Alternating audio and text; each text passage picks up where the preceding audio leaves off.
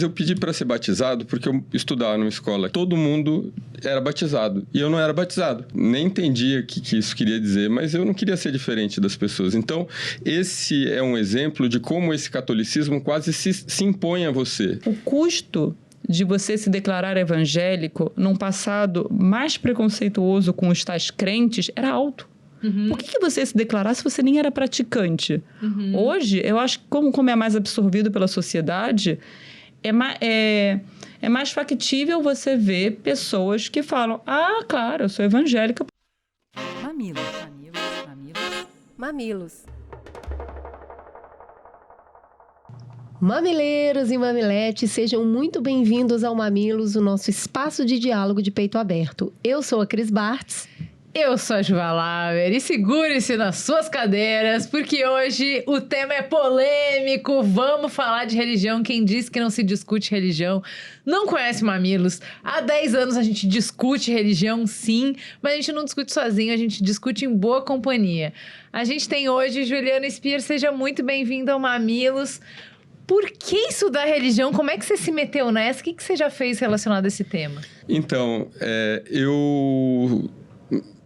eu venho de uma casa em que religião era uma coisa feia, né? Religião era uma maneira de manipular as pessoas. Ópio do povo. O ópio do povo, uma coisa de, enfim, gente que não tinha ido para a escola. Eu estava falando, antes da gente começar aqui com a Cris, tenho um interesse pelo mistério, né? Mas que não é formal nas religiões, nas casas. Mas me vi numa situação de pesquisa muito tocado pela maneira como o cristianismo evangélico afeta positivamente a vida das pessoas e acabei constatando, sei lá, umas coisas que eu chamo de milagres sociológicos que me trouxeram para esse assunto depois do doutorado. Escrevi um livro chamado Povo de Deus, escrevi do fundo do coração primitivo, porque não precisava ter escrito, não tinha nada a ver com o doutorado, mas esse descompasso entre o quanto eu desconhecia sobre esse assunto e ver o quanto esse assunto era grande, numericamente importante, qualitativamente, inclusive pensando no futuro democrático do país, eu entendi que era uma coisa que precisava ser escrita. Outra autora de livro com a gente na mesa, Ana Virgínia, seja muito bem-vinda ao Mamilos. Quem é você na fila do pão? Como é que você entrou nessa conversa de religião e crentes? Na fila do pão de queijo, então. Bom, vamos lá. Primeiro você falou que a gente não discute, que a gente discute sim religião. Eu só consigo lembrar da notícia recentemente que eu dei que a Prefeitura de São Paulo estava promovendo uma Copa Gospel de futsal. Ou seja, religião, política e futebol. Maravilhoso. Bom, vamos lá. Eu sou Ana Virgínia, né? E eu eu estudei a vida inteira quase numa escola metodista, mas até então eu não associava isso com evangélicos. Eu só lembro que eles não me deixavam comer doce de Cosme e Damião, que me ficava bem chateada. Mas o meu interesse religioso, ele começou mais particularmente pelo segmento evangélico, quando em 2010 a editora de política da Folha de São Paulo, a Vera Magalhães, na época, ela precisava do FOCA, que no jargão jornalístico é aquele calouro na profissão que topa tudo, por muito pouco dinheiro, na verdade. E ela precisava de alguém que percorresse o máximo de cultos possíveis, porque naquela época tinha a eleição de 2010 e tinha o papo do aborto, que acho que pela primeira vez entrou de uma forma mais contumaz no debate eleitoral. E então eu tinha que percorrer para ver se de fato isso estava chegando às igrejas. Spoiler retroativo, não muito, mas foi curioso, porque nos cultos que eu fui mal se falava sobre religião. A única vez que eu vi uma fala mais enfática foi num culto da Igreja Universal da Brigadeiro Luiz Antônio, com umas 5, 6 pessoas só, além do pastor. E na época eles apoiavam a Dilma Rousseff, a igreja. E eu lembro porque o pastor falou claramente que os fiéis precisavam, teoricamente, você não pode fazer campanha política numa igreja. Então, ele só falava bem sagazmente que eles precisavam votar com muita sabedoria no dia da eleição de uma vez por todas para o país, que delícia. para o país não ir por serra abaixo. Ai, Ai, que maravilhoso. Eu achei muito sagaz. Depois você passa o endereço querendo nessa E aí, você escreveu qual livro, Ana? Eu escrevi, então, eu acompanho pela Folha de São Paulo, onde eu sou repórter especial desde 2010, então eu acompanho o segmento evangélico, o campo religioso, a religião como um todo, mas focada mais nos evangélicos. E em 2024 eu lancei o Púlpito, Fé, Poder e o Brasil dos Evangélicos pela editora Todavia. Bom, hoje a gente vai falar sobre o censo, mas antes, me dá um minuto para os reclames do Plim Plim. Cris, vamos chamar aqui uma conversa especial só para os dog lovers, só para os amantes de cachorro. Ah, então vai ser comigo mesmo. Porque lá em casa são 3. Tem um pequenininho que late pra caramba, pretinha que é serelepe, que é a média. E a gente tem um tamanho G também que derruba todo mundo em casa. E você mima esses cachorros? Ah, tem mesmo pra mimar. Eu dou a vacina, eu dou a comidinha, levo pra passear e é muito carinho, muito dengo mesmo. E como que tá o cuidado com verme, parasita, carrapato, sarna, pulga? Mas quando eles chegaram, a gente foi lá, fez a revisão, deu pra todo mundo e aí segue, vida que segue. Uma vez só e deu? Foi. Amiga, esses bichos estão por tudo. Mesmo que você não saia de casa com eles, eles estão na sua casa, inclusive. Por isso que o cuidado tem que ser contínuo. Sério? Seríssimo. Uma calma que não precisa ser complexo. O NexGard Spectra é o único antiparasitário oral 4 em 1. Um tablete por mês e pronto, acabou. Ah, agora eu amei, porque é um só. Agora eu quero ver eles amarem, porque dar remédio pra cachorro é muito difícil. Não se preocupa que eles pensaram até nisso. O tablete é sabor carne que os cachorros amam. Gostei. Agora falta dizer que os mamileiros também vão gostar porque tem desconto. É lógico que tem. É só escanear o QR Code aqui no episódio e deixar o cupom 20NexGard na Cobase para ganhar até 25% de desconto. Bom, eu vou resolver isso agora mesmo. Resolve aí também. Só lembrando sempre de consultar o seu médico veterinário de confiança. NexGard Spectra é proteção de outro nível. Bora lá. Quem tem medo dos evangélicos? Durante anos se afirmou que os evangélicos logo ultrapassariam os católicos e se tornariam a maior religião do Brasil. A ideia de evangelistão ganhou força nas análises políticas, nas redes sociais, nas estratégias eleitorais. Só que o novo censo do IBGE está desafiando essa narrativa. O que os dados mostram é um crescimento evangélico mais lento do que se previa. Hoje, eles são quase 27% da população. Já os católicos, mesmo em queda, continuam como maioria, 56,7% dos brasileiros. E os sem religião subiram um pouquinho, de 7,9% para 9,3%. Esses números dão aquela mudada no tom da conversa. O que parecia uma transição religiosa inevitável, agora parece um cenário que está um pouco mais estável, ou pelo menos parece mais complexo. Mas o que esses números realmente significam? Por que a gente tinha tanta certeza que os evangélicos iam virar a maioria? Por que essa perspectiva gerava tanta desconfiança e tanto medo?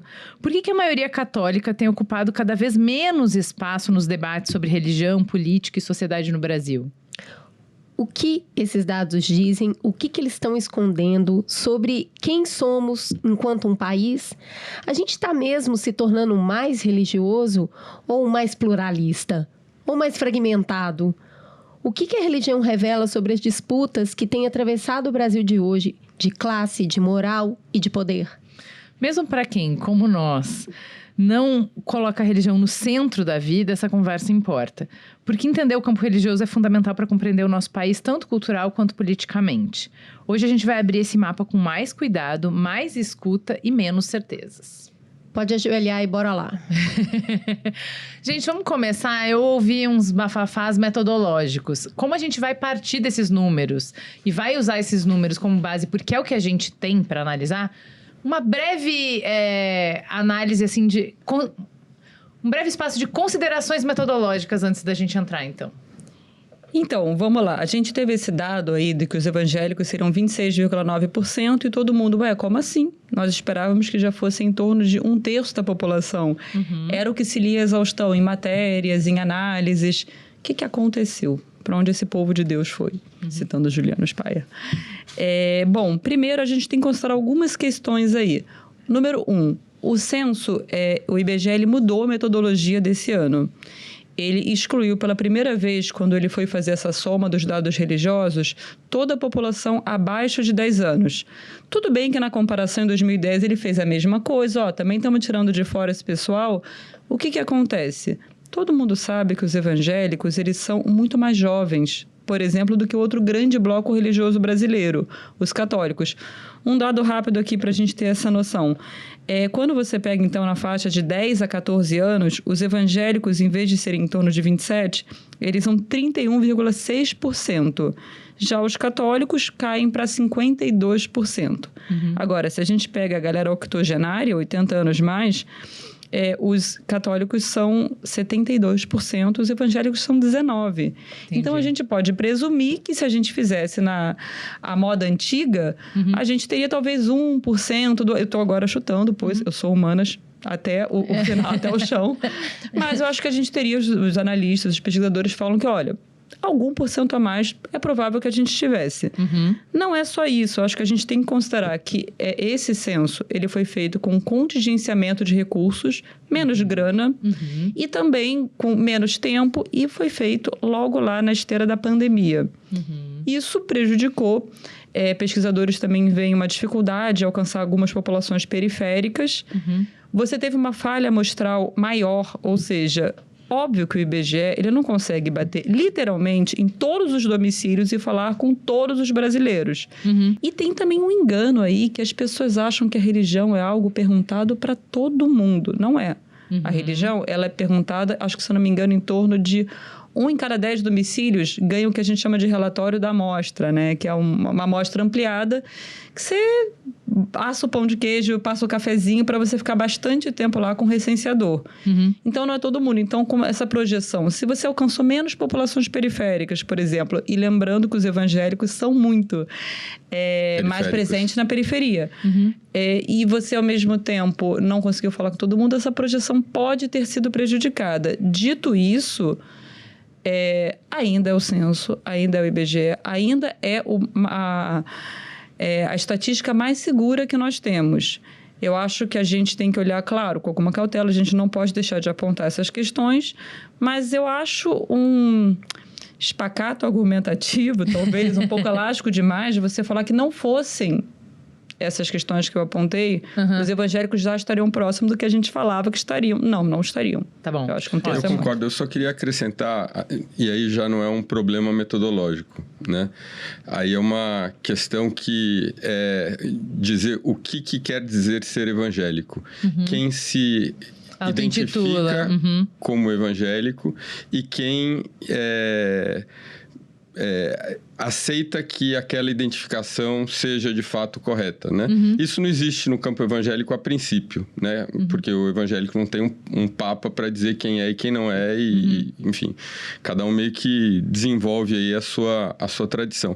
Agora, existem denominações que são denominações que estão na fronteira do cristianismo evangélico, ou seja, são tradições que sociologicamente, historicamente, foram ligadas ao protestantismo, vieram ou do presbiterianismo, ou do metodismo, etc. Um exemplo é a Igreja Adventista. A Igreja Adventista, enfim, dependendo do adventista que você pergunte, ele vai dizer se ele é ou não é evangélico, ou se ele é só adventista. O exemplo principal são as Testemunhas de Jeová, que não são consideradas, não se consideram, elas se consideram a única igreja certa, o resto, as outras são seitas, e, no entanto, é um grupo que, se você comparar, por exemplo, com o católico, é muito mais próximo do protestante do que do católico, ou para não usar outras religiões mais diferentes ainda. Então, esses grupos, dependendo da maneira como elas se identificam, eles podem ter entrado no outras religiosidades, que é um outro grupo. E eles representam, segundo o censo anterior, cada um em torno de 1,5 milhão de membros em cada uma dessas igrejas. Então, tem espaço para variação. Mas, de novo, eu concordo totalmente com você. Acho que esse é o nosso dado mais próximo da realidade. Ficou uma conversa de não crescer o quanto a gente esperava. Quem esperava? Por que esperava? E por que não... Por que se passou longe disso? Porque a gente vem numa expectativa, e eu acho importante falar que o último censo tem 15 anos, certo? É isso aí. 15 anos não é tanto tempo. E é um crescimento bastante significativo, não é um crescimento pequeno, embora não tenha atingido isso aí que se esperava. Quem esperava e por quê? A gente tinha desespero para saber desse dado. O dado mais recente era um dado do Datafolha com uma amostra infinitamente menor do que a do censo. Então, acho que os próprios institutos de pesquisa, eles lançavam a amostra. Acho que em 2020 a Folha fez uma grande série de reportagens sobre os evangélicos e pegou-se esse dado de que eles seriam 31% da amostra. Desde então, os institutos de pesquisa fizeram repetidamente amostras também dos evangélicos e já tinham calibrado para baixo. Curiosamente, se você pega, mesmo a metodologia de pesquisa, já estava em 26%, de 27%. Claro que a gente está contando populações de 18 mais, né? Que acho que os institutos de pesquisa, porque era sempre uma pesquisa mais eleitoral. É possível hoje que esses institutos estivessem com um pouco a mais, 29%, porque você estaria excluindo essa população jovem evangélica de 10 a 18 anos. Mas eu acho que, na verdade, o número que sempre ressoava para mim era o dado pelo demógrafo José Eustáquio Alves. Ele era ex-pesquisador do IBGE, aposentado hoje, e ele tinha projetado... Emérito, né? Ele tinha projetado que os evangélicos seriam maioria até 2032 da população. E aí, então, nessa altura do muda campeonato... tudo, faltando... Né? E eu entrevistei logo assim, logo depois que saíram os dados do censo, e foi um momento um pouco Fernando Henrique Cardoso, esqueçam o que eu escrevi. Ele falou, olha, esqueçam o que eu projetei, mas, assim, na defesa, ele apontou... Errei, fui moleque? Mas ele apontou, assim, ele falou, olha, a gente estava muito tempo com um apagão de dados, isso obviamente prejudica uma análise, e eu acho que ele entrou com uma cabeça muito matemática, porque pelos números, naquele ritmo de crescimento, de fato, os evangélicos estariam nesse passo. O que aconteceu foi... A análise matemática ela vai ignorar muitas nuances sociológicas. Primeiro, poder de reação de outras igrejas, apelo de outras religiosidades. Pandemia, pessoal. Pandemia, os católicos, tanta coisa no meio. E tem uma coisa que a gente tem que considerar. Os evangélicos, eles provocam muitos decibéis. Eu acho que a gente vai falar que o Juliana, com muita categoria, vai poder falar. Óbvio que eu estou tratando rapidamente aqui e erroneamente como um bloco monolítico. Quando falo os evangélicos. Como qualquer religião, como qualquer grupo social, tem muito mais nuance atrás desse rótulo apenas, assim, da religiosidade. Mas a gente ouviu muito falar nessa ocupação de espaços de poder da sociedade. E por isso causou-se talvez essa falsa impressão de que eles eram maiores do que o barulho que eles provocavam. Eu acho que isso a gente vai ir mais profundamente. A gente, no segundo bloco, vai falar mais sobre essa intersecção entre religião, política e cultura. Nesse aqui, eu estou tentando entender ainda o que o censo está nos dizendo com os recortes de demografia e tal. Essa fotografia, que fotografia é essa? Uma coisa que a gente já tinha discutido antes, porque eu sou de família adventista, como você faz a pergunta na pesquisa importa para o resultado que você tem.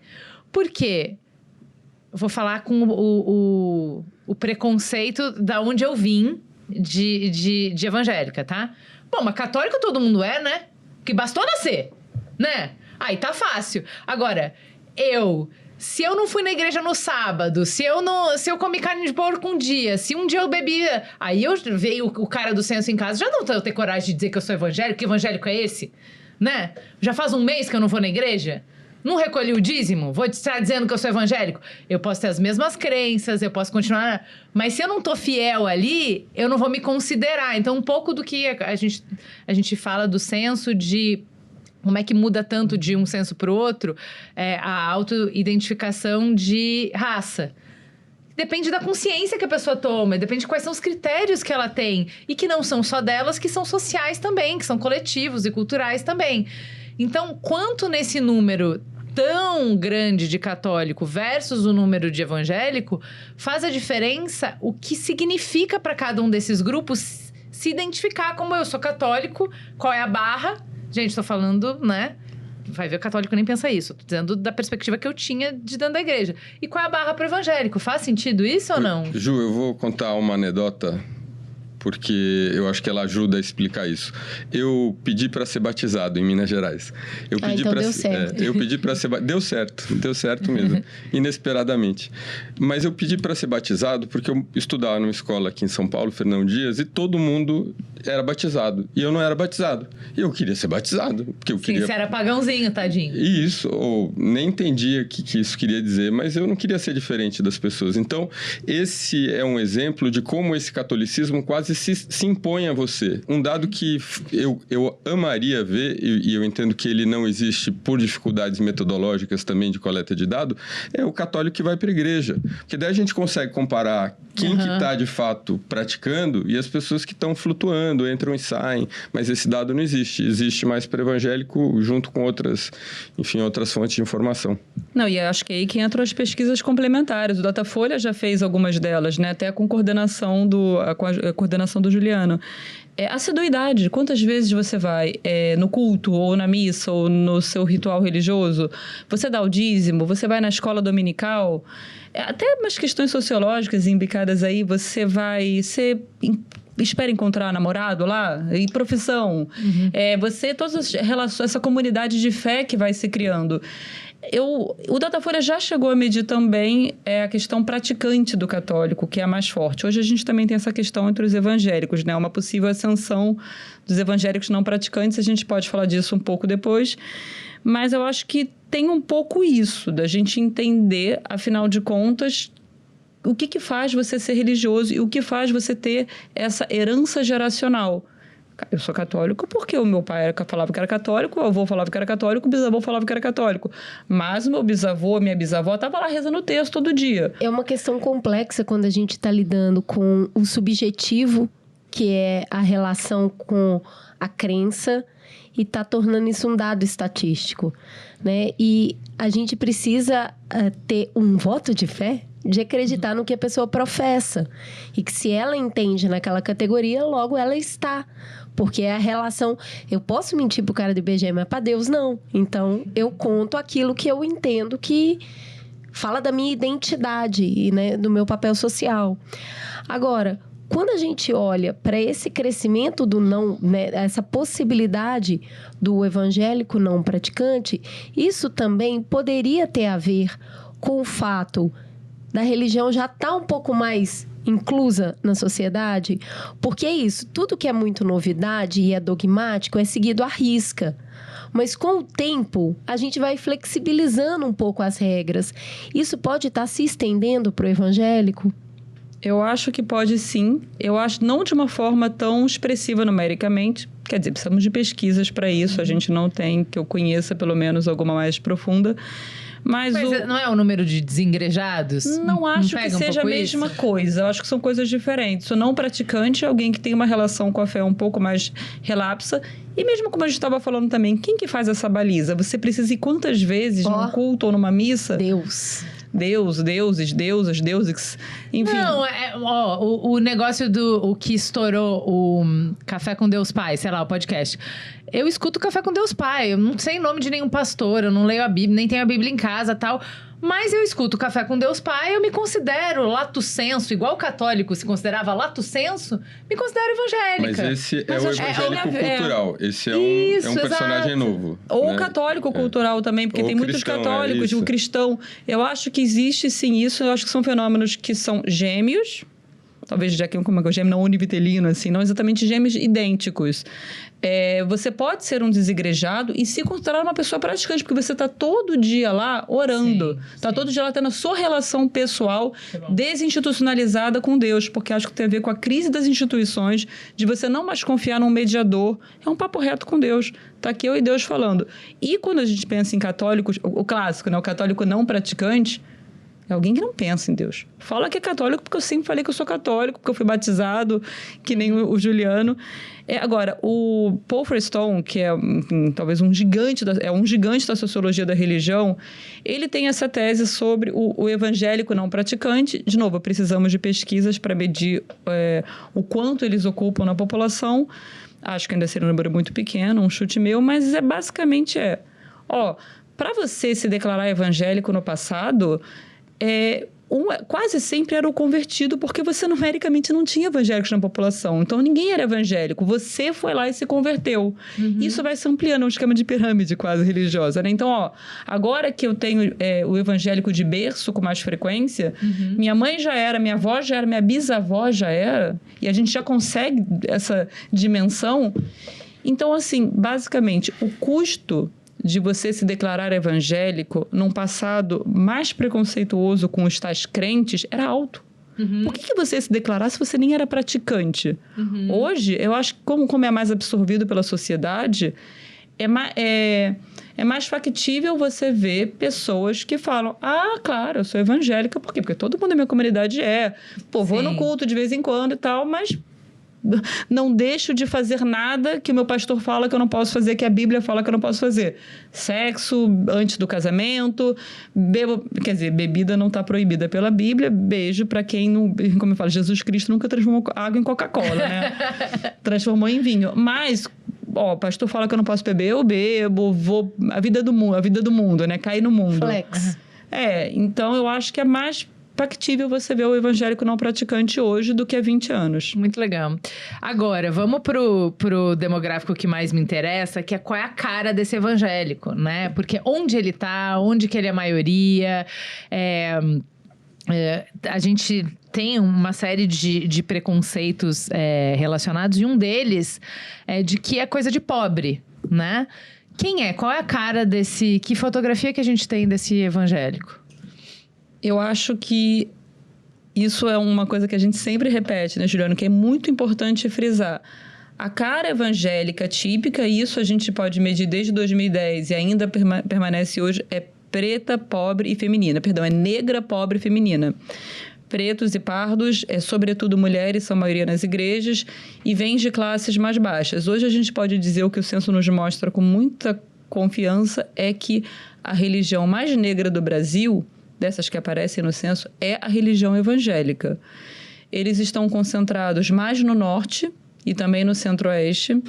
Você tem o nordeste ainda mais aguerrido ao catolicismo.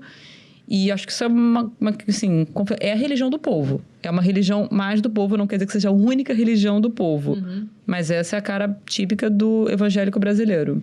E também, sobretudo, um pessoal pentecostalizado. Isso o censo não nos mostra, porque ele não divulgou os subgrupos ainda, mas o que a gente não só empiricamente, mas também em pesquisas complementares, a gente pode observar que a maioria é pentecostalizada. Eu não vi os cruzamentos por classe ainda, mas o que a gente tem notado recentemente, né, e acho que a Igreja da Lagoinha talvez seja o exemplo, não sei até que ponto exagerado, né? Porque é uma igreja muito midiática, aparece muito, então ela dá a impressão de ser maior do que é de fato, mas é uma igreja que levou, por exemplo, para o debate público esse ano, o tema da área VIP em igreja. Então, são igrejas hoje que chegam a bairros muito prósperos, né? Alphaville, aqui em São Paulo, por exemplo, é um lugar que o Mackenzie abriu uma universidade, enfim, que tem uma população ou evangélica ou simpatizante que eventualmente se envolve com essas igrejas, inclusive pelo que vem a partir da igreja, os contatos, a solidariedade, etc.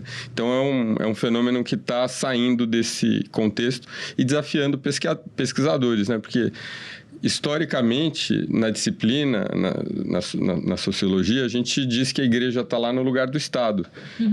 Em Alphaville, esse problema não existe, né? Então, o que eles estão fazendo ali? Que eles estão em busca? Será que é por conta dessa polarização? Ou seja, dessa guinada conservadora da sociedade e a igreja se torna, então, esse ponto de encontro? Enfim, é o desafio de pesquisadores agora. Olha, Juliana, eu confesso que eu acho tão preconceituoso essa análise de que os evangélicos só cresceram porque não tem poder público lá. Não, é muito mais. Também é isso, é um dado, mas eu concordo com você. Eu acho preconceituoso a gente pressupor, primeiro, tirar a autonomia espiritual de uma pessoa, de decidir qual fé é melhor. Eu acho que é um conjunto de fatores que leva alguém a escolher a fé evangélica e uma matéria que eu tô doida para fazer é em Balneário Camboriú, onde tem várias dessas igrejas moderninhas com, digamos, uma espécie de área VIP. Tem uma nova que é We Are Reino, ponto. Tem um ponto no final. E essa a igreja da parede preta que fala, não é? Black Wall Churches, tem várias dessas agora. E você nota que sim, no grosso estatístico é uma religião do povo. E o povo também são, enfim, os nichos mais elitistas. E os evangélicos, proporcionalmente, têm mais entrada nas classes mais baixas? Sim. Isso não quer dizer que, assim, haja um repelente, assim, a religião evangélica nos mais ricos.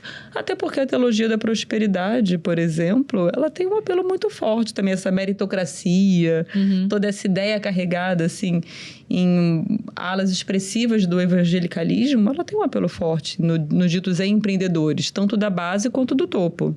Agora, entendendo como esse número deve se desdobrar daqui para frente, a gente tem um número de evangélicos muito alto concentrado nas idades mais baixas, né? Você mesmo estava falando isso, nem se mediu de 10 a 18, mas a gente já vê ali que entre os mais jovens é cerca de 30% e acima dos 80, 19%. Isso quer dizer que daqui 15 anos, no próximo censo, a gente pode continuar verificando esses números acontecendo, uma crescente desses números? Sim, mas com uma velocidade menor, né? Ou seja, e é um fenômeno que se torna mais complexo também. A gente vê de 20 anos para cá, por exemplo, um crescimento de quase 500% do número dessas igrejinhas de garagem, né? E essas igrejinhas, elas são denominações independentes, ou seja... É um grupo de pessoas que se uniu para orar.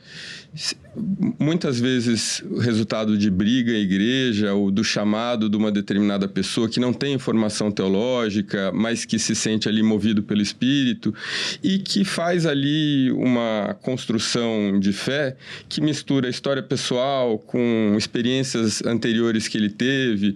A gente, enfim, bebe de outras fontes religiosas. Está aí o neopentecostalismo, por exemplo, com essa relação tensa com as religiões de matriz africana e, em muitos sentidos, confirmando, né, a importância dessas religiões, afirmando que elas existem, o que elas fazem é verdadeiro, né? Então, essas igrejinhas, elas, ao mesmo tempo que levam o evangelicalismo do Brasil para os extremos, ela também é brasileira, né? Ela torna mais brasileira, mais nacional, mais misturada, mais católica, talvez, num certo sentido, esse fenômeno. Então, ao mesmo tempo que você tem um crescimento que desacelera, mas também um crescimento que aponta para a mistura. E é isso que eu queria aproveitar para trazer a maioria para a conversa, que é um dos fatores que vocês apontam para o crescimento não ser tão rápido e para a resposta da crise não ser tão óbvia, né?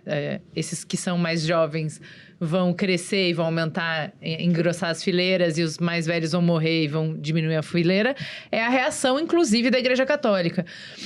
O que vocês podem, como estudiosos, apontar como movimentos de reação da Igreja Católica para não perder fiéis no Brasil? Porque quando a gente passa por igreja, eu tô falando visão empírica, me parece que a Igreja Católica é cada vez mais vazia. Me parece que a gente vê esses movimentos de muita construção, identificação, retomada, marcha por Jesus. Os evangélicos muito preocupados em trazer mais pessoas, muito vibrante, e os católicos muito quietos, muito vazios, muito, né, mais velhos. Que reação que existe para conter essa sangria? Olha, Ju, primeiro eu confesso que depois dessa descompasse entre o que a gente esperava e o que a gente viu no censo, eu vou usar uma expressão filosófica muito profunda. Posso levar um capote de novo dos números. Então, falar, com certeza, os evangélicos jovens vão continuar. Eu não sei. De novo, como você falou, tem a questão da reação. Eu acho que tem todo esse patchwork sociológico que é um pouco imprevisível, de alguma forma, que vai acontecer nos próximos 10 anos, né? Até o próximo censo, 2032.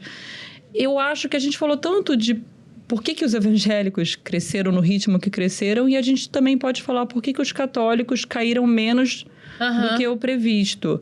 Primeiro precisamos falar que eles já caíram um bocado. O primeiro censo que foi feito oficialmente, em 1872, mostrava um país 99,7% católico, um dado que a gente sempre coloca em xeque, porque não é, o Brasil acho que tinha em torno de... Esqueci o tamanho da população, mas acho que pelo menos 10% era de escravizados ou indígenas. Eu acho muito difícil acreditar que esse povo se declarava católico e não era enquadrado assim ou a revelia ou porque deveria falar que era da religião oficial do Império Brasileiro. Bom, eles são agora 56%, né? Então, a gente caíram bastante, mas já se falava até que poderiam ser metade da população, alguns percentuais a mais. Eu acho que, mas, de novo, a resposta óbvia de todo estudioso é multifatorial. Você pode até falar do Papa Francisco, da crise da religiosidade em outros campos. Por exemplo, o que costumava ser a força que ainda é a força dos evangélicos, ao mesmo tempo pode ser uma espécie de fraqueza também, que é justamente essa fragmentação das igrejas evangélicas. Isso os permitiu um poder de adaptação muito forte. O Juliano, ele usa uma metáfora que eu adoro. Posso pedir um parêntese rápido no meu pensamento para que ele fale? Que é o sistema Microsoft versus Linux, para explicar a diferença entre católicos e evangélicos. O Microsoft é quando você não pode mexer no código, né? Então, você tem um problema no seu computador que roda Windows, você precisa chamar um técnico. É como a Igreja Católica. Você precisa chamar o padre para interpretar, porque você não tem autorização para interpretar por conta própria.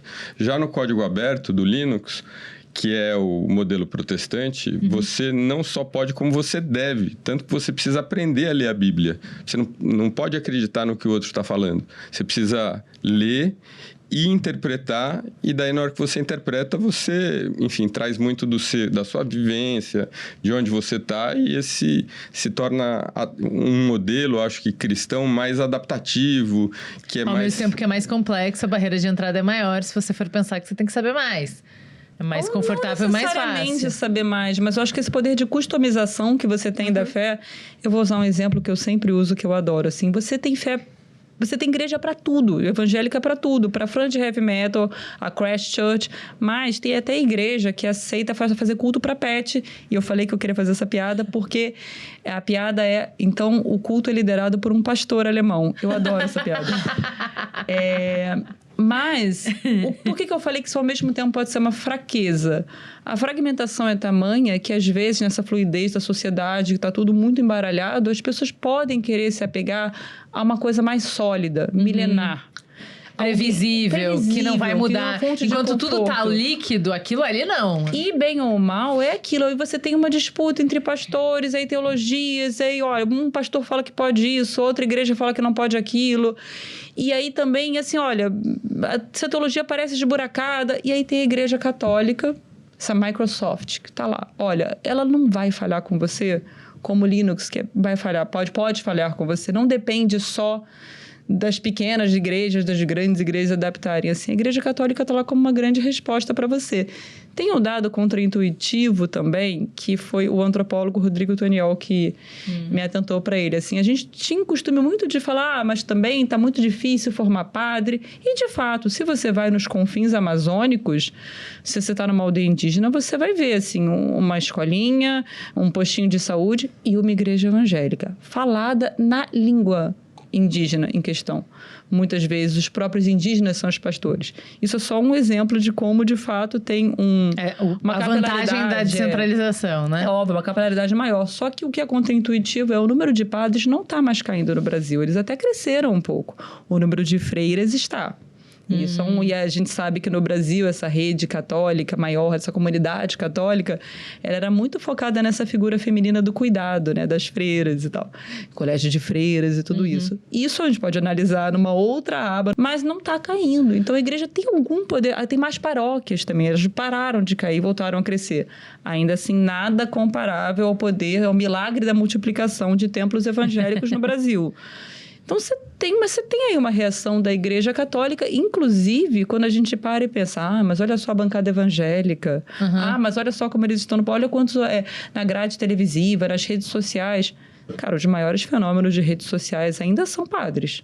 ainda são padres. Os mais seguidos, por eu exemplo... ia mencionar isso, né? A importância também da renovação carismática, trazendo elementos que renovam, inclusive, esteticamente, né? A muito experiência. Próximo dos pentecostais, inclusive. Qual foram as 2 freiras que, no Beatbox, que viralizaram semana passada, retrasada? Acho que algumas semanas. Eu não lembro, mas eu sei que isso alcançou a mídia internacional. Exato.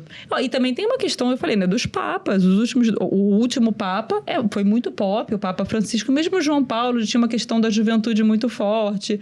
E esse papa, que é americano, o Papa The Books on the Table, também tem uma proximidade maior com essa renovação da Igreja Católica, que por muito tempo manteve esse discurso de não queremos quantidade de fiéis, agora queremos a qualidade dos fiéis, pessoas engajadas.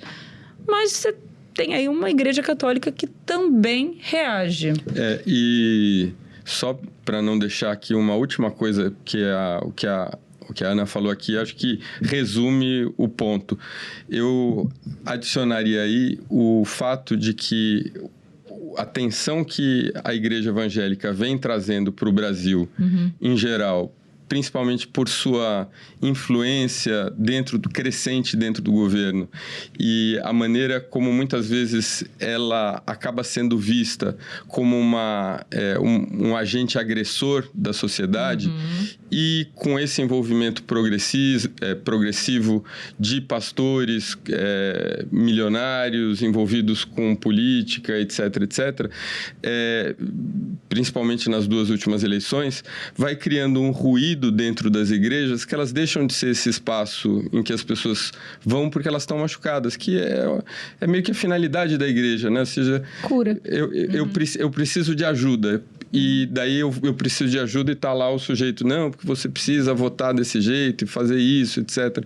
E a Igreja Católica, como a Ana falou, é esse espaço menos ruidoso, acaba sendo menos ruidoso também. E por isso eu venho vendo com alguma frequência, e a gente já publicou 2 vezes, 2 artigos assinados no jornal, na Folha, sobre dando indícios dessa migração do protestantismo de volta ao catolicismo. Pode pedir uma réplica, candidato, que eu acho que talvez seja um ponto que eu não concorde tanto, assim. Por favor, se é para discordar, a gente deixa. Mas é uma discórdia muito respeitosa, que tem tréplica ainda também, né? Eu acho que sim, a gente pode observar, assim, primeiro a gente faz o afago, assim, a questão política nas igrejas, sobretudo não pela questão de eu queria votar na esquerda e o pastor não deixa.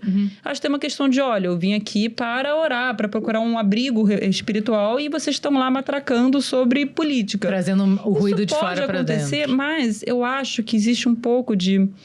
Vou cometer uma Luciana Gimenez aqui falando em inglês. Assim, wishful thinking de alguns setores mais intelectualizados ou da opinião pública de que, olha, é a política que está afastando as pessoas, os evangélicos estão de saco cheio.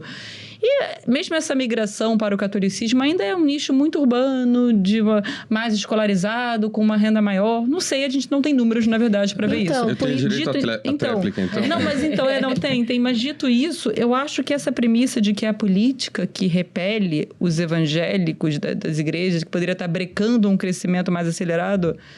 Eu não sei, porque se a gente pega o cruzamento de dados, por exemplo, nas cidades que mais votaram no Bolsonaro, são cidades onde os evangélicos não cresceram pra caramba. Cabo Frio, por exemplo, acho que o Vale do Aço, em Minas também, a gente tem que ver, tem que cruzar direito os dados, mas a gente não observa isso nos dados. Os evangélicos estão crescendo muito onde o bolsonarismo foi muito forte, por exemplo.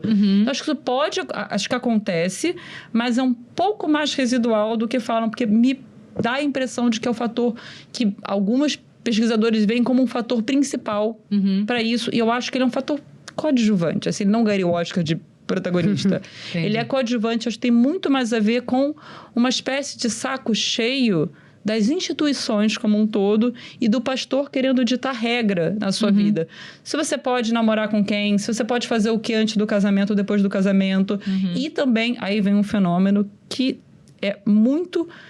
obviamente não foi ele que provocou, mas eu acho que pode ser muito ilustrado pela figura do Pablo Marçal, que teve um pouco também com essa questão de desigrejados, que é, cara, minha fé é direta com Deus. Eu crio, a customização que a gente falou, chega tanto em que você dispensa o mediador, dispensa a igreja, o Pablo... eu chamo de fé preta por ter. Ele é feita sob medida para você, né? Já existe, Self-service. chama mapa astral. E aí, Juliano? Não, eu só ia acrescentar em relação a isso que eu concordo com a Ana, ou seja, existe aí vários motivos de descontentamento, o descontentamento pela política certamente é um deles. A questão é que quando a gente pensa no descontentamento pela política, a gente parte do princípio que essa igreja está brigando entre direita e esquerda. E isso dificulta a percepção da importância e do tamanho desse diálogo. Porque não é direita e esquerda que estão brigando na igreja. Apesar de existir uma esquerda muito sacrificada, muito sofrida, muito silenciada, muito dolorida e que geralmente sai e vai ou formar outras igrejas ou pior, se torna o pior agressor de todos que fica fazendo comentário ruim nas minhas colunas, porque já fui evangélico e, enfim, hoje, por conta desse tipo de bullying, odeia e não quer saber de nada de bom. A divisão que tem dentro das igrejas, até onde eu entendo nesse momento, como pesquisador em contato com lideranças e pessoas comuns, entre não só a direita, mas essa direita bolsonarista, radicalizada, extremista. Que quer, e essa é a cisma, que quer que a igreja embarque dentro desse projeto, e o outro grupo de pessoas que falam, não, a igreja não é para isso. Então, não é direita e esquerda, é direita querendo instrumentalizar e as outras pessoas falando, não somos para isso, nós não queremos. E aí entra, acho que também um grupo anterior, né, com essa dissolução do PSDB e tendo evangélicos aí principalmente evangélicos históricos, como históricos apoiadores do PSDB, estão também disputando essa direita. Que direita é essa? É essa direita bolsonarista ou é uma direita conservadora, educada, enfim, mais antiga? Garfo e faca. Garfo e faca. Mas para mim, já que vocês estão trazendo bastante isso, né, do PSDB, da política e tal, toda vez que a gente fala de evangélico na política, eu fico pensando, né, que historicamente quem se organizou para impor a agenda conservadora foram os católicos. Vide aborto, vide divórcio, sempre foram eles que organizaram, foram vocais, era público, né? Eles não são mais influentes na política, porque a gente fala bancada da Bíblia, não tá falando de católico. Embora tenha uma bancada católica. Exato. Assim, ó, primeiro, eles não são mais influentes ou eles estão mais quietos ou mais estratégicos? Mais estratégicos. Porque lembra quando a gente fez o programa sobre a guerra... Cultural. Sobre as guerras culturais? Quem cunhou o termo ideologia de gênero hoje é a Damares, que está na frente de batalha. Mas quem começou foram os católicos lá no Fórum da ONU.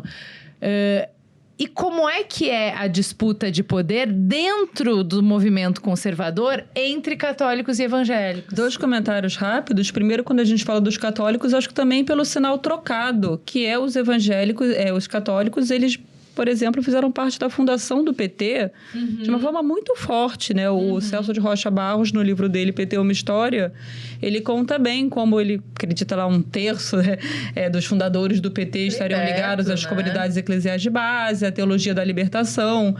E hoje a gente vê muito pouco essa influência mais direta dos católicos também entre a esquerda, na parte que lhes cabia nesse latifúndio.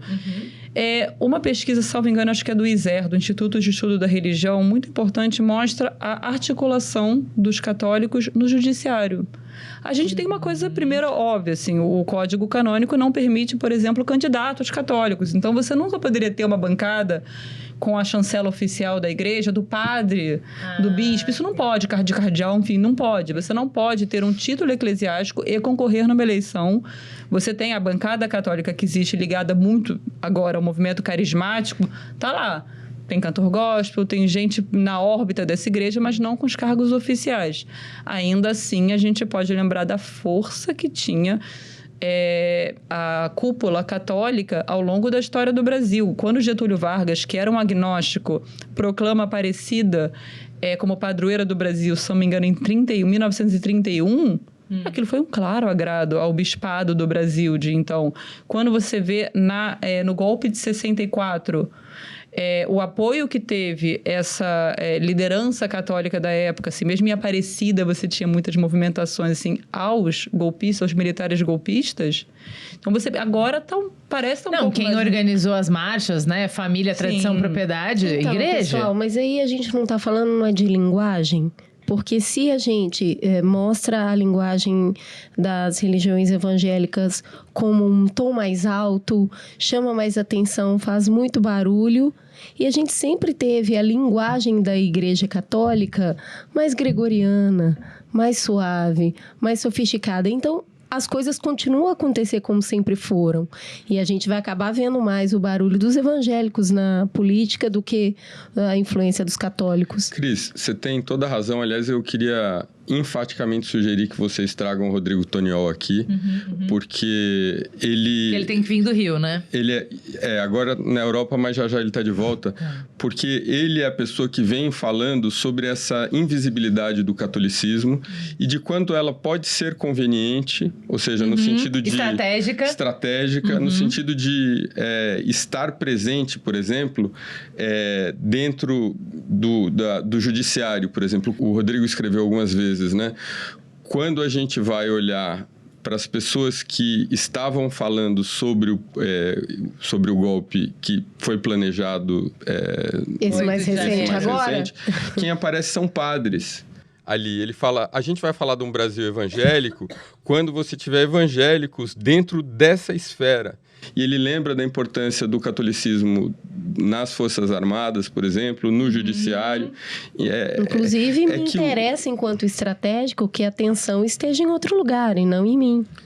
Também, mas, ao mesmo tempo, o quanto a gente não observa da presença do catolicismo na maneira como a gente vê o mundo. Então, nós somos, acho que, muitas vezes críticos dos evangélicos, mesmo não indo à igreja, por essa formação católica, por essa maneira de ver católica. Ou seja, o catolicismo é profundamente influente.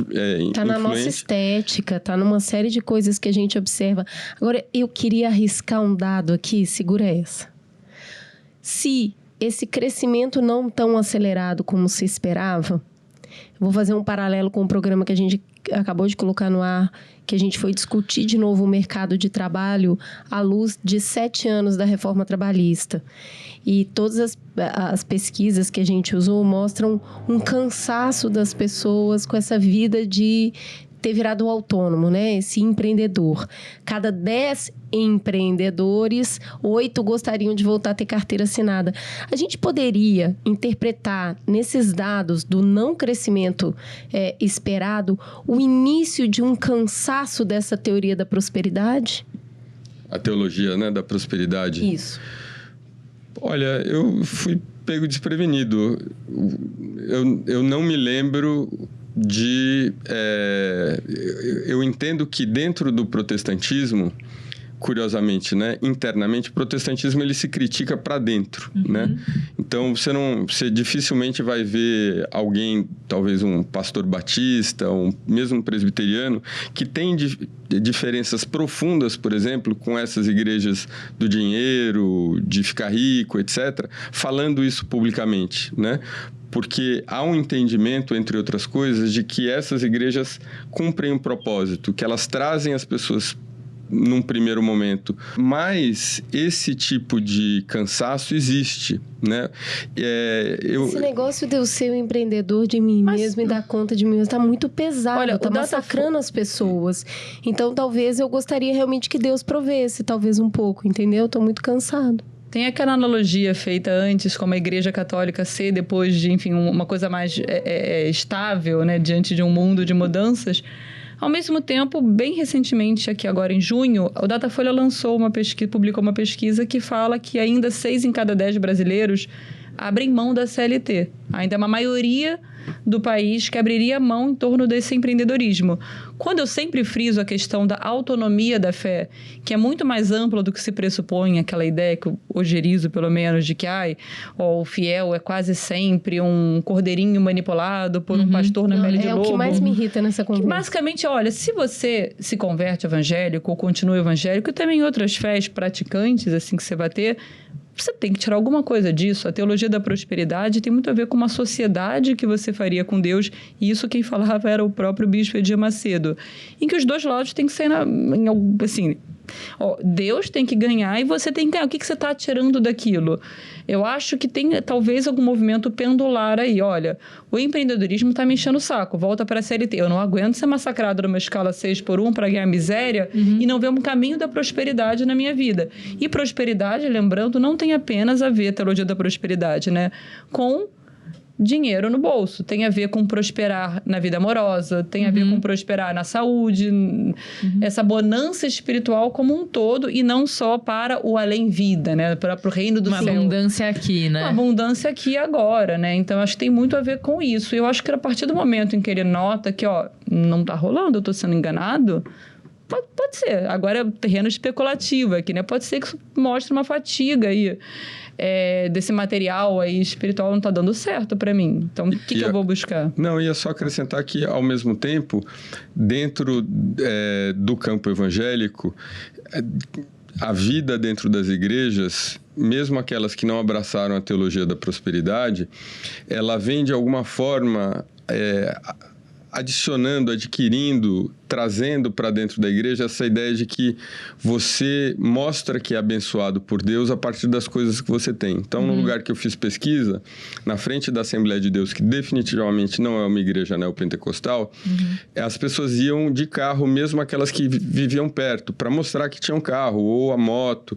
A sociedade com Deus está indo bem. Isso. Pelos frutos os conhecereis, esses são os frutos. E daí, dentro da igreja, isso criava mal-estar, porque as pessoas estavam dizendo, mas agora tem gente que passa na porta da igreja que não quer entrar porque sente que não tem roupa suficiente para entrar ali. Então, esse incômodo, eu acho que ele existe, talvez ele esteja se exacerbando muito por conta, enfim, de como a igreja vem caminhando, por um lado, para a política e, por outro lado, para essa ideia de resolver a vida das pessoas e mais materialista e menos espiritual, que é o que você estava falando. A gente vem pela cura espiritual. Você vem com uma dor e aí, se ficar materialista demais, você vai perdendo a conversa.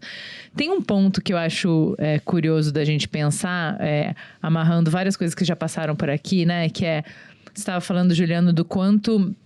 Inclusive, as nossas críticas ao comportamento evangélico, à linguagem e tudo, tem a ver com o quanto a gente é profundamente embebido na cultura católica, não necessariamente na religião católica. E isso da gente vir de um país quase 100% católico fala menos de prática religiosa e de visão de mundo e de explicação de onde viemos e para onde vamos. E às vezes mais de uma cultura partilhada que eu posso não ser católica, não sou, nunca fui. Porém, celebro os feriados católicos, porém... tenho uma expectativa de casar na igreja, de branco, com vários rituais que são católicos. Espero que na morte um enterro que foi meio pensado, organizado, um jeito de lidar com a morte católico. Quando a gente começa a ter quase 1/3 da população evangélica, com algum tempo já, como que isso muda a parte cultural? As coisas que a gente vai absorver, os símbolos, as linguagens, os rituais, independente de eu aceitar Jesus como meu salvador pessoal e tal. Eu acho isso muito interessante. Quanto que o país muda culturalmente, quanto que os símbolos mudam, quando a gente começa a ter mais perto de uma maioria evangélica. Eu vou entrar num terreno muito especulativo, mas, enfim, então eu não estou citando pesquisa, eu estou citando conversas, observações, leituras fragmentadas, mas eu sinto que é uma coisa poderosa no protestantismo esse rito de passagem que é a conversão. Tem uma antropóloga que escreveu um livro excelente chamado Os Evangélicos. Ela morreu precocemente, esqueci o nome dela agora, que ela fala sobre o momento em que pobres livres no Brasil no século XIX começaram a abandonar a Igreja Católica para ir para a Igreja Evangélica. Clara Mafra, o nome dela. E que isso se dava muito em função de como eles se sentiam na igreja. Então, o pobre que entra na Igreja Católica, e a gente pode imaginar essa igrejinha em Minas, né? Ou seja, quem está na frente são as pessoas que são os funcionários altos ali do Estado, logo em seguida talvez os comerciantes, no fundo está o pobre, e se chega uma pessoa atrasada, que é mais importante, ele levanta e dá o lugar, né? Então você é menos do que o outro dentro dessa ideia de igreja. E a Clara Mafra fala de como ele, indo para a igreja evangélica, se dá conta de que ele sentou, o lugar é dele, né? E eu especulo do poder que isso tem em outros espaços e que a gente observa muito como, por exemplo, porta de saída para o tráfico. Você não sai de um grupo criminoso importante, você sai ou morto pela polícia ou morto por um outro grupo. Mas você sai pela conversão evangélica, né? E eu tenho a impressão que isso afeta de alguma forma esse espírito, principalmente das camadas populares, no sentido de abrir mão, num certo limite, de uma estigmatização, que é a ideia de que não importa o que eu faça, eu vou ser sempre pobre. Né? Porque eu tenho tantas desvantagens e são tantas gerações em que as pessoas são da mesma forma sempre, então eu vou escolher o caminho mais simples para eu fazer o menos e ter o mínimo aqui para eu sobreviver. E essa virada de chave com o evangélico de não, eu vou batalhar de manhã, de tarde, de noite, vou fazer acontecer, e eventualmente isso traz, enfim, transformação num certo limite aí.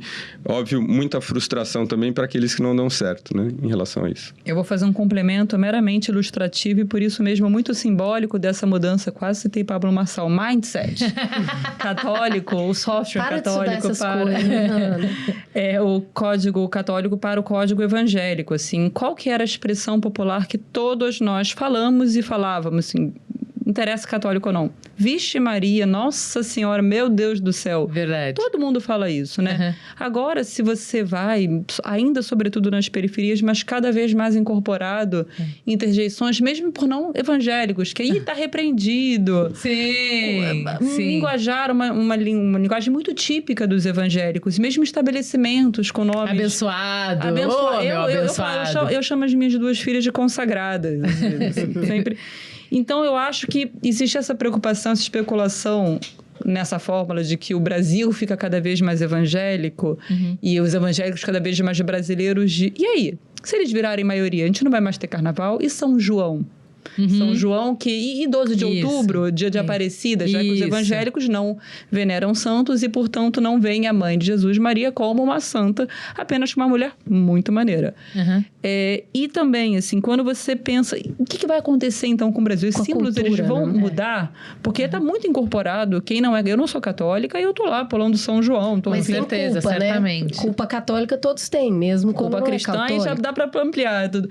E eu tô lembrando agora de uns memes na internet engraçados. Por exemplo, na Páscoa, essa fla-flu entre católicos e evangélicos, assim, na esportiva, que é o católico na sexta-feira da paixão, assim, comendo lá um peixinho, no máximo tem a lata do atum que abre para comer, enquanto isso o protestante evangélico assando um churrascão, uma picanha, assim. O que vai imperar, então? A gente vai fazer churrasco na sexta-feira da Páscoa, então, já que esse veto aí... Não tem mais quaresma. Não tem. Então, o que vai acontecer? Eu acho que, de novo, é um terreno especulativo um pouco, porém, a gente nota, talvez, esse período de transição, não quer dizer que um lado vai acender e o outro vai cair, mas que a gente tem um encontro das águas aí, desses dois afluentes religiosos.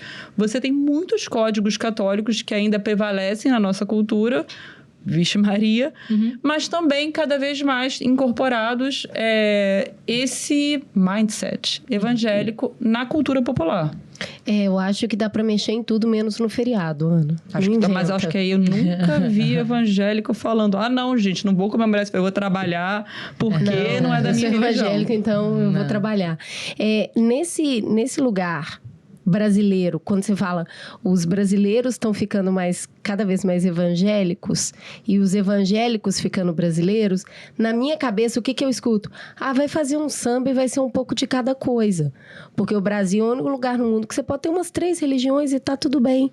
Você pode ir em vários lugares ao mesmo tempo. A gente não falou de 2 grupos aqui, que são as pessoas que professam não seguir nenhuma religião, que também cresceu. E a gente tem um grupo de religiões de matriz africana que cresceu muito dentro da proporção.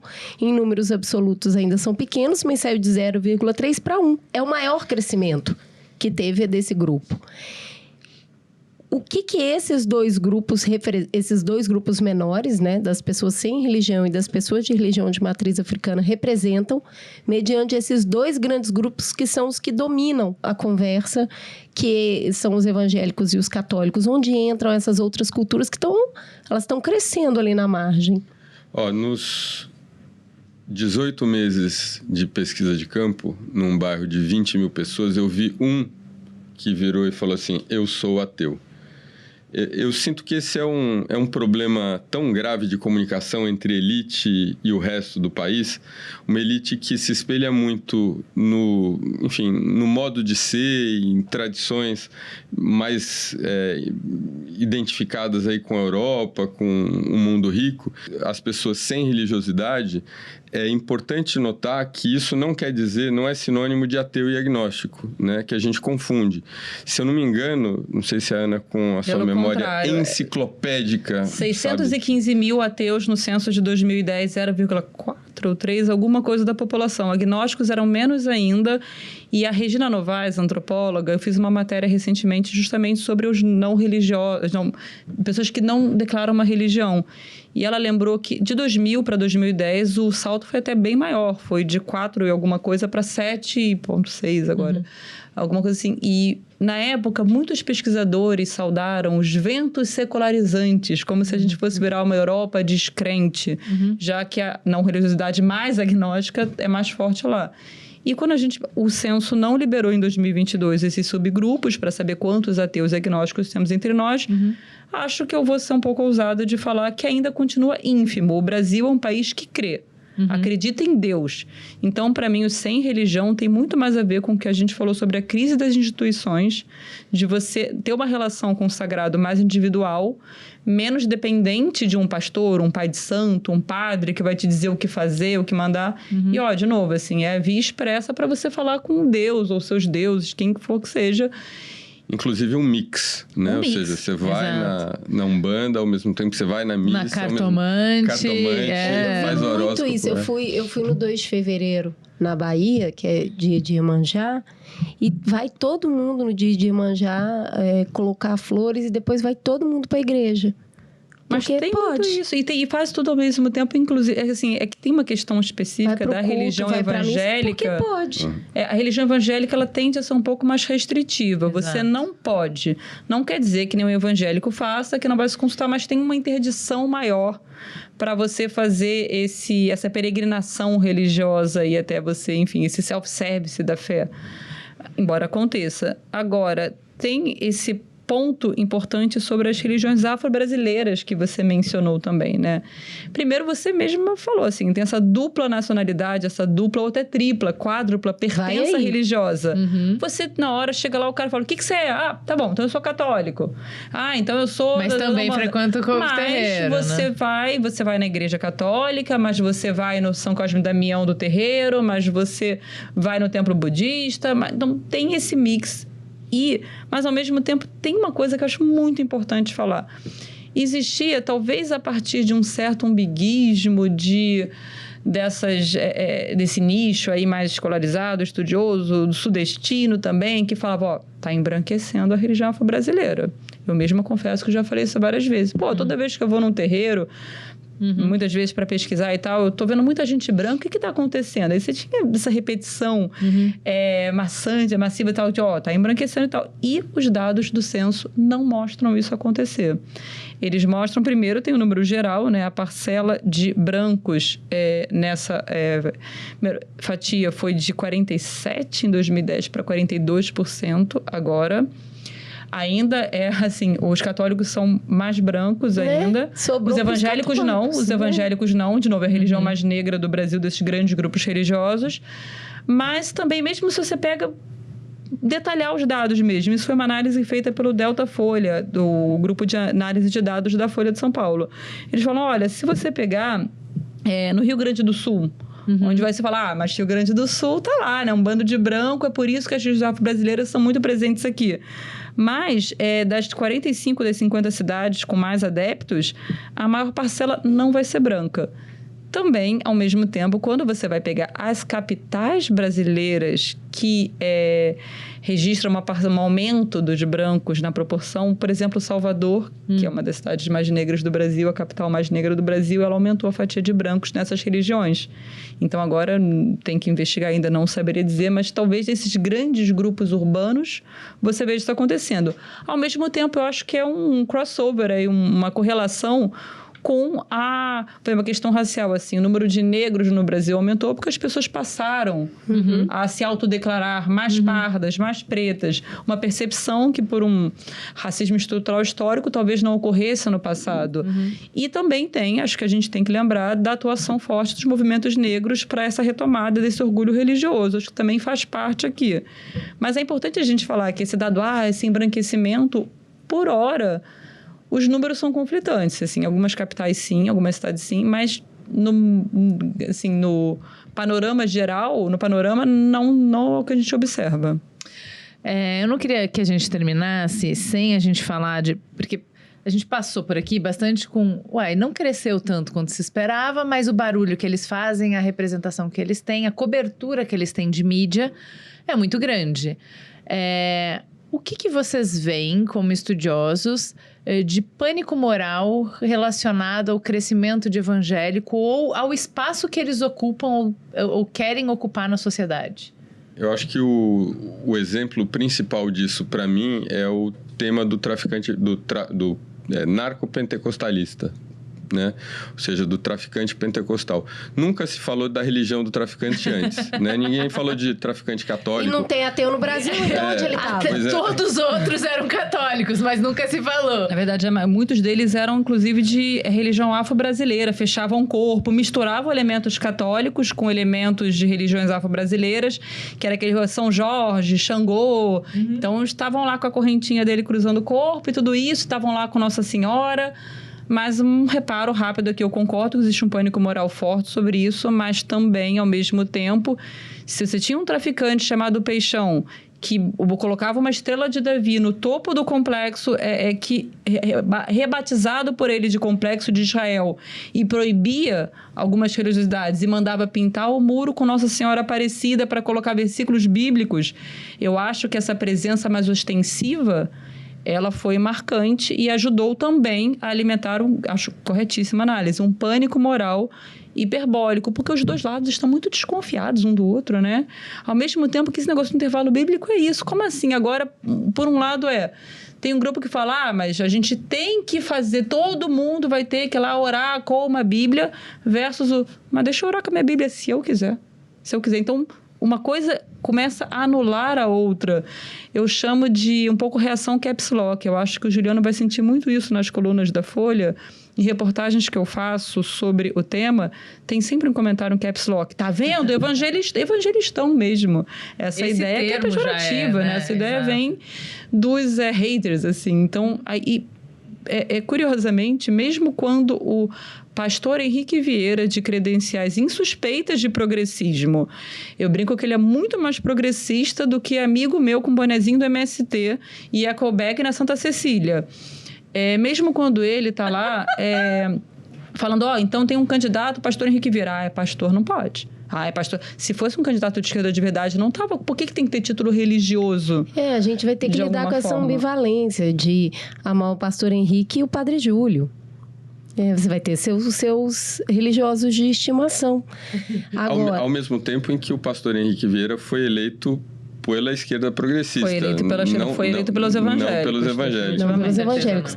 Agora, é uma coisa... Eu fui muito resistente a gente fazer esse programa, porque eu já venho há muito tempo, toda vez que vem uma notícia sobre evangélicos, eu já olho com birra. Porque é sempre nesse lugar do medo. Olha como isso é ruim. Olha só o que eles estão aprontando dessa vez. E eu acho que, principalmente num lugar de progressista, de esquerda, a gente conseguiu criar o nosso próprio fantasma do comunismo. Sim. Que é o evangélico. Olha, evangélico. Lembrando que é provavelmente a profissão de quem serve essa mesma esquerda. Eu vou dar um exemplo. Eu estava recentemente na Feira do Livro e, para falar sobre o tema, estava falando sobre religião numa mesa com o Marcelo Leite, que lançou um ótimo livro sobre Jurema Sagrada. Um merchan rápido do Marcelo Leite aqui. E aí eu sempre faço a mesma pergunta. Tem algum evangélico na plateia? A única pessoa que levantou a mão foi uma moça que estava trabalhando na organização. Então, tem muito disso também. E agora tentando fazer... Eu não faço advogada de nenhum lado, mas sempre que alguém puxa um lado... De novo, não inverídico, tá? Existe, obviamente, um projeto de poder. Gosto de lembrar que o Bispo Edir Macedo tem literalmente um livro chamado Plano de Poder, sobre a ocupação evangélica na política, com um lastro bíblico para isso. Mas, ao mesmo tempo, deixamos também de falar das coisas boas. Por exemplo, quando você estava lá na enchente do Rio Grande do Sul, de 2024, os primeiros grupos que estavam lá não eram poder público, não eram... muitas igrejas evangélicas. Eu não estava lá pessoalmente, mas todos os meus colegas que estavam cobrindo o desastre falaram, cara... Só da igreja evangélica aqui. Não quer dizer que você não vai ter uma mobilização católica, um bandista, candomblessista, ateia, agnóstica. Não quer dizer que seja, mas são grupos que estão lá. São grupos que muitas vezes, quando você... Aí sim, não querendo limitar essa visão de ausência do Estado, mas estão lá dando esse suporte espiritual e material nas periferias. Então, isso a gente ignora. Tem esse lado de, olha, eu vou dizer o que você pode fazer com o seu corpo, se você pode abortar ou não. Tem esse lado também, mas ao mesmo tempo tem um lado também da caridade cristã. E é isso, se a gente estiver brigando por liberdade religiosa, a gente vai precisar brigar para todas as pessoas, para que todos possam professar sua fé. Tem um grupo grande nesse lugar do progressismo lutando contra essa opressão que tem a respeito das religiões de matriz africana. E aí não dá para, de um lado, essa religião aqui eu vou permitir, eu vou lutar para que as pessoas possam professar a sua fé. Essa não, essa é menor... né? Essa eu tenho medo, essa tem um projeto de poder. Todas têm um projeto de poder, todo mundo tem um projeto de poder. Cada grupo ideológico vai ter um projeto de poder. E aí eu acho que é só a gente realmente entender que isso aconteceu, acontece, sempre acontecerá. Cris, só acrescentando, é curioso porque isso que a Ana faz, quando ela está conversando, perguntar quem é evangélico, eu faço também... dando palestra, né? Num ambiente que, em geral, é um pouco menos exposto, porque aí é um evento público e tem as pessoas que não se conhecem. No caso de palestra, em geral, são colegas. É curioso pessoas que levantam a mão pela primeira vez e todo mundo fica surpreso, porque... com alguma frequência, o evangélico fica constrangido de admitir publicamente que é evangélico por conta do preconceito, principalmente na academia, né? Mas tão inteligente, como pode ser evangélico? Marina Silva meus colegas falam isso, que são evangélicos, eles quase têm que se justificar, eu sou evangélico, mas eu não apoio X, Y, Z. Ou se tiverem uma posição mais conservadora, então, Deus me livre, sem trocadilhos com expressões, assim, mas não pode. Não há uma falsa equivalência aqui entre um Estado cristofóbico, não, isso não existe. As religiões afro-brasileiras são perseguidas de uma forma muito virulenta. Você tem por algumas igrejas. Por igrejas evangélicas, exato, inclusive em sua maioria, isso tem que ser dito. E com um poder muito maior, né? Um poder maior. Dito isso, a gente tem que reconhecer que esse sentimento, medido por pesquisas, de que o evangélico se vê como alvo de preconceito, naquela pesquisa Datafolha, Juliano, que a gente fez, inclusive está apontado lá. ele sente muito preconceito no trabalho, na academia, na faculdade ou na escola, mas sobretudo na família e nos amigos. E tem uma coisa no dado que você traz que eu acho que me marca mais, que é a vergonha de assumir para parentes e amigos. Porque aí você perde as relações mais próximas. Se você não pode falar dentro de casa do que você gosta sem ser ridicularizado, eu acho que aí a gente vai quebrando essas confianças de relação. Porque eu não preciso concordar e nem seguir a religião, mas eu também não preciso ser jocosa com ela. E digo mais, eu faço uma analogia política agora, assim. Acho que quando você percebe que tem um grupo social que te repele, que te rejeita, você fica castelado no seu próprio grupo e a polarização vai crescendo assim. E quando eu falo em questões políticas por que uma corrente política muito bolsonarismo atraiu tanto assim esse segmento evangélico que não votava unanimemente? Ele era mais conservador, claro, mas não era raro. Você não teve na história do país um candidato que uniu os evangélicos da forma como o Bolsonaro uniu. Porque se você sente um rechaço social para sua religião, quem que está com braços abertos falando vinde a mim? É o outro lado. Eu acho que serve um pouco... Isso também serve, obviamente, para o outro lado. Se o progressista se sente de alguma forma muito agredido, ele vai ficar castelado nas suas próprias certezas e no seu próprio grupo de acolhimento. E eu acho que, para mim, é uma questão até, enfim, faz parte também da cultura cristã como um todo, amai a todos, assim. Pode ser o seu inimigo, não existe essa noção de que, esse lado, então eu vou repelir. Isso vai ajudar, se não por sua vontade, por uma questão estratégica. Porque senão você vai jogá-lo no colo de quem você não quer, do grupo que você não quer. E no fundo, a gente vai ter aqueles 10% de um lado, 10% do outro, que estão radicalizados assim, estão mais acastelados em suas certezas, mas tem uma maioria, cara, que só quer ser feliz. Que só quer, enfim, quer só assim, encontrar um espaço da sociedade para ser feliz sem tanta rixa ideológica assim. Então, por isso que eu acho que o caminho de respeito mútuo será sempre o melhor que a gente vai ter aqui. E aí a gente tá falando de tolerância, né? O caminho de convivência é alargar a tolerância. Porque se eu alargo muito quais são as minhas premissas para que a gente possa conviver, vai ficando cada vez mais difícil e o espaço comum vai ficando cada vez menor. Então, quanto mais a gente tem miscigenação religiosa, me parece que mais importante é a conversa sobre tolerância, sobre o quanto eu posso esperar que no ambiente público seja respeitado a visão de mundo, a linguagem, o jeito que eu acredito que as coisas têm que ser. Então, qual é o mínimo múltiplo comum, entende? A gente tem que voltar para o mínimo. E aqui dentro dos meus, aí eu tenho tudo que eu quero. Então, mas no respeito público não é o mínimo. subserviência. Respeito é permitir a existência, não compactuar. Não ser violentado por você ser quem você é. As crenças podem conviver melhor se a gente tiver mais curiosidade sobre o que o outro acredita do que acreditar junto com ele ou rechaçar o que ele acredita. Sobre os evangélicos, eu acho que a gente pode fechar na pergunta inicial que a gente fez. É crente? É pejorativo? Não é pejorativo? Eu acho que quando a gente estende esse pensamento a grupos como mulheres, negros, LGBTQIA+, e tal, por exemplo, LGBTQIA+, você pode chamar assim, quem que pode falar bicha? Todos os meus amigos LGBT, bicha, aí fala, bicho. Isso é muito comum. Eu acho que tem um espaço de que você não me odeia e a minha existência não é uma ofensa a você.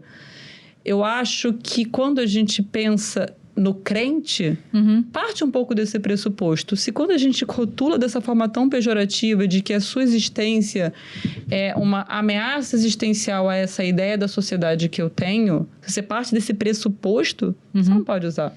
Então, eu discordo disso. Eu acho que é uma coisa que eu sinto, por exemplo, em relação ao tema comunidade, em relação à favela.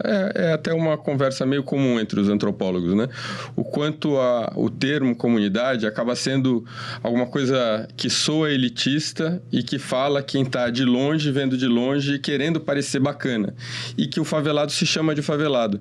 Eu gosto muito de usar a palavra crente, uso porque convivendo intimamente com algumas famílias evangélicas, não só eles se chamam de crentes, mas eles, dependendo do grupo, claro, né? Porque o crente, em geral, também é visto de uma forma negativa pelo protestante rico que não quer se misturar e que, aquele dali é crente, eu sou protestante ou cristão, né?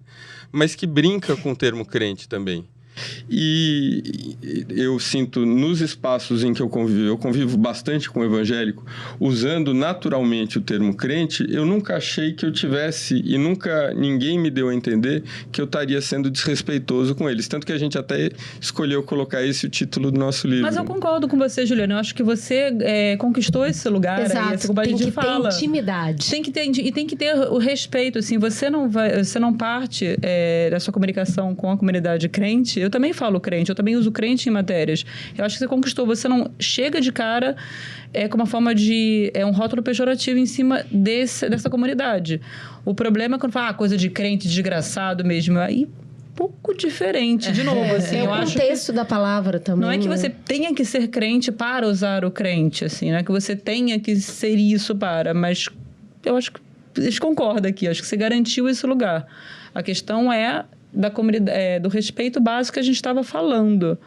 Quando você está entrando com um grupo com essa visão já negativa, essa visão destrutiva de preciso destruir você para não ser destruído primeiro, essa polarização nociva... que eu acho que vai atrapalhar um pouco o debate. E a gente não é os 10% da sociedade entrando em guerra, sabe?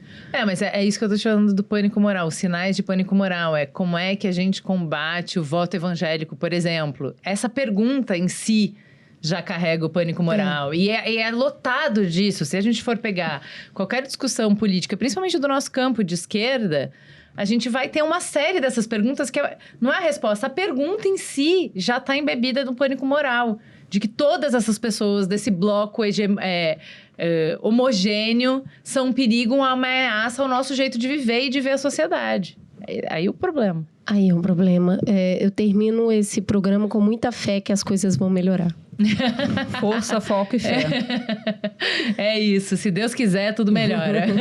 Gente, muito obrigada. Foi um prazer recebê-los. Continuem estudando. Vocês são muito bons estudando. Obrigada por tanto conhecimento, compartilhar com a gente um pouco dessas andanças de vocês.